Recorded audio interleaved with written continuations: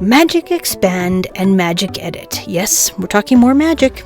So here is my great shark that is eating a piece of pepperoni pizza, and now I'm going to click on it so I get those handles around there and click the edit button, and I'm going to go to Magic Expand.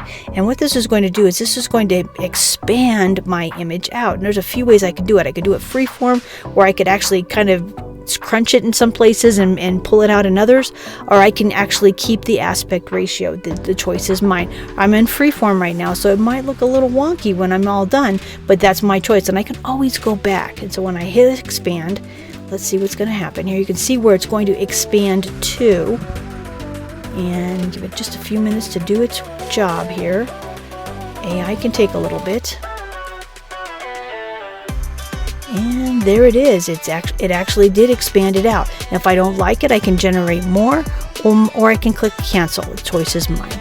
Okay, so I can also do a crop that way as well with that Magic Expand. Another one that's in here is Magic Edit, and this is letting me put elements into my image that I want to do. So first thing I'm going to do is I'm going to use the brush here, and I'm going to go ahead and do it manually, and I'm going to put in here insert a box jelly, one of the most dangerous sea creatures of all, and I'm going to click generate, and we're going to see what it gives me here.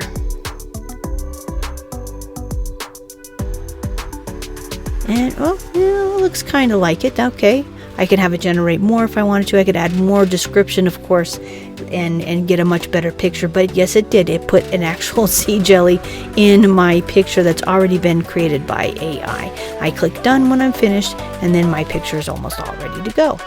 That's it. Those are two more great magic tools. Thanks for watching, and if you hit that subscribe button, you'll get more videos about Canva.